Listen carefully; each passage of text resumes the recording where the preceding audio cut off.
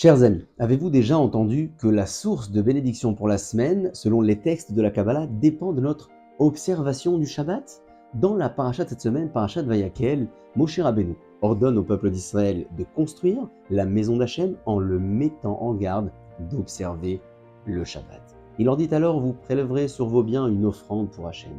Afin de saisir le sens de cette expression, il racontait que l'épouse du Rav Eliaou, ben Shlomo Zalman, plus connu sous le nom du Gaon de Vilna, qui vécut à Vilnius en Lituanie au XVIIIe siècle, avait fait un pacte avec son amie, toutes deux bénévoles au service des nécessiteux, que la première d'entre elles qui quitterait ce monde viendrait voir la seconde en rêve pour lui raconter la tenue du jugement céleste. Peu de temps après, son amie décède et revient la voir en rêve pour lui raconter qu'il lui avait été reproché.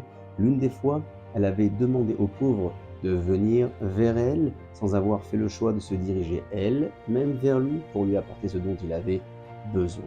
Ainsi dit Moshe Rabbeinu au peuple d'Israël: n'attendez pas d'être sollicité pour donner, mais prélevez et offrez de vous-même. Dans cet état d'esprit, nous allons nous aussi observer le Shabbat, non pas simplement en cessant nos activités en guise de repos hebdomadaire tout à fait naturel, mais en s'efforçant également d'écarter nos pensées profanes le jour du Shabbat pour ainsi mériter cette bénédiction d'abondance toute la semaine. À très bientôt et Shabbat Shalom.